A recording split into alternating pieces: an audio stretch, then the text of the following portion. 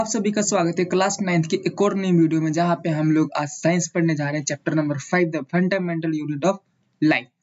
ठीक है, तो इसके बारे में हम लोग सबसे पहले बेसिक नॉलेज देखेंगे कि फंडामेंटल यूनिट ऑफ लाइफ किसे कहते हैं।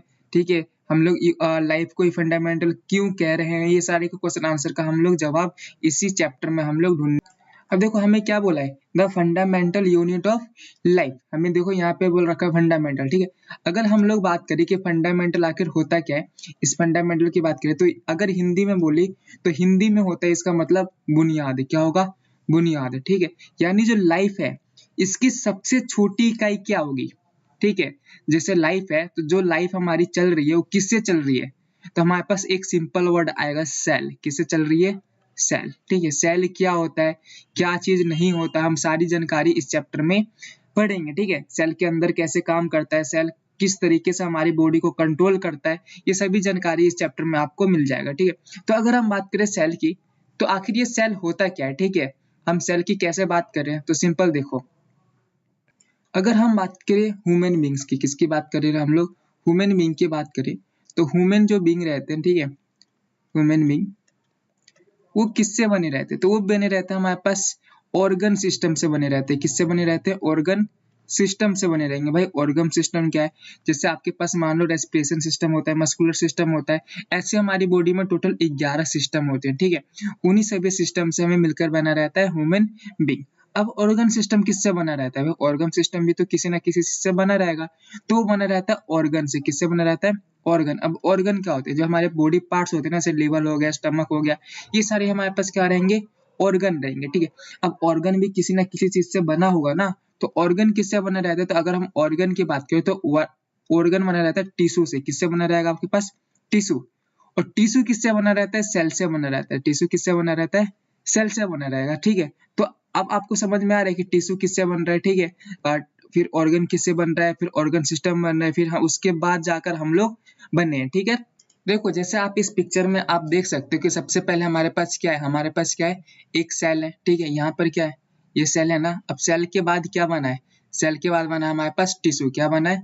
ये पूरा का पूरा जो टिश्यू रहता है, टिश्यू किससे बना रहता है? सेल से मिलकर बना रहता है। यानी हमारे पास एक से अगर ज्यादा सेल आ जाते हैं, मोर देन वन, कितने? मोर देन वन, एक से ज्यादा। ठीक है, अगर एक से ज्यादा आ जाती है तो उसको हम क्या कहेंगे? टिश्यू कहेंगे। ठीक है, अब टिश्यू से क्या बनते हैं? हमारे पास ऑर्गन बनते हैं, ऑर्गन से ऑर्गन सिस्टम बनता है, ऑर्गन सिस्टम के बाद जाकर हम लोग पूरी एक तरीके से तैयार होते हैं। ठीक है, तो ये हमारे पास प्रोसेस रहता है। ठीक है, इस तरीके से हम ह्यूमन बींग्स बनते हैं। अब हम लोग बात करें कि आखिर ये सेल हो क्या रहा है। ठीक है, तो अगर हम सेल की बात करेंगे, किसकी? सेल की, तो सेल होता क्या है? ठीक है, अगर हम लोग सेल की बात करें कि सेल हो क्या रहा है, ठीक है, तो सेल किसे कहेंगे? तो सेल कहेंगे, देखो simple, cell is the basic, यानी हमारे पास सबसे छोटी इकाई है। ठीक है, बेसिक स्ट्रक्चर एंड फंक्शनल, ठीक है, functional unit of living organism. जो भी हमारे पास लिविंग ऑर्गेनिज्म है उनका क्या रहता है? बेसिक हमारे पास स्ट्रक्चर रहता है एंड फंक्शनल रहता है। स्ट्रक्चर मतलब आप देखो कि हर इंसान, हर जानवर, जानवर भी क्या है? एक हमारे पास जंतु है ना, जीव जंतु है ना, वो भी जी मतलब एक तरीके से सांस ले रहा है। ठीक है, तो उन देखो सभी जानवर क्या एक तरीके के होते हैं? नहीं।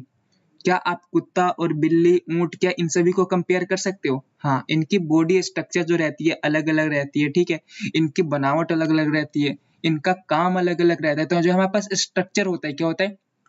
स्ट्रक्चर, इनके बनावट, ये क्या होंगे? अलग अलग होंगे। इनके फंक्शन, जो इनके कार्य रहेंगे, वो भी क्या रहेंगे? अलग अलग रहेंगे।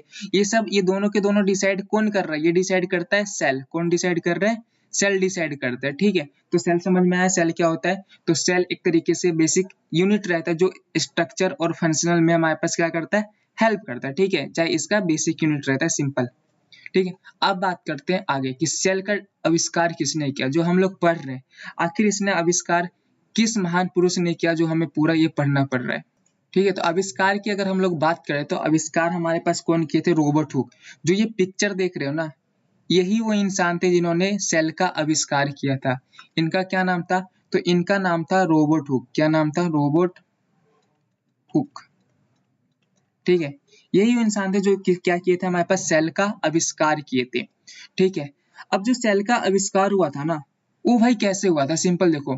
रॉबर्ट हुक क्या थे, एक साइंटिस्ट थे। ये जो हमारे पास ये बोतल रहती है ना, अब बोतल किसी किसी बोतल पे देखना, जो इसकी आपके पास जो बोतल बंद रहेंगी वो किसी ना मतलब पेड़ रहेगा उसके खाल से बंद रहेगी, ठीक है। जो ये खाल रहता है इसको हम लोग बोलते हैं कॉर्क, क्या बोलते हैं, कॉर्क, ठीक है। ये किससे बना रहता है, पेड़ों की छाल से बना रहता है, ठीक है। अब क्या किया इन्होंने, जो इनके पास सूक्ष्म जीव था, माइक्रोस्कोप था, उसी माइक्रोस्कोप से इन्होंने ये कॉर्क को क्या किया, जूम कर कर देखा। जब जूम करने के बाद इन्होंने देखा तो कुछ उनको इस प्रकार का स्ट्रक्चर दिखाई दिया, ठीक है। इस प्रकार का इनके पास स्ट्रक्चर दिखाई दिया। यही जो स्ट्रक्चर, ये सारी चीजें स्ट्रक्चर देख रहे हो ना, ये सब स्ट्रक्चर क्या है, ये सेल है, क्या है आपके पास सेल। हिंदी में कह सकते हो कि एक छोटा कमरा, ठीक है। तो ये सभी के सभी क्या हमारे पास सेल है। अभी जो सेल मिले थे ना इनको, किनको, रॉबर्ट हुक को, जो रॉबर्ट हुक को ये सेल मिला था, ये सभी के सेल क्या थे, डेड सेल थे, क्या थे हमारे पास, डेड सेल। तो ये बोल सकते हो जो रॉबर्ट हुक ने अब मतलब सेल का खोज की थी, डिस्कवर किया था, वो एक तरीके से डेड सेल था, क्या था आपके पास, डेड सेल था, ठीक है। ये चीज याद रखना, ओके। अब देखो मैंने आपको बता दिया कि जो रॉबर्ट हुक थे, कौन से रॉबर्ट हुक, उन्होंने क्या किया, उन्होंने सेल का डिस्कवर किया था। किसका डिस्कवर किया था, सेल का डिस्कवर किया था। कि कब किया था, आप सन याद रखना, 1665 में। कब किया था सेल का डिस्कवर, 1665 में, ठीक है। यहाँ पे आपको एक वर्ड दिख रहा होगा, coin the term. Coin the term का मतलब क्या है, ठीक है। क्वाइन द टर्म का मतलब होता है कि इनका जो सेल इन्होंने ढूंढा था, उस समय तो किसी को पता नहीं था ना कि इसका नाम क्या है, सेल है क्या क्या है, चाहे कुछ भी है।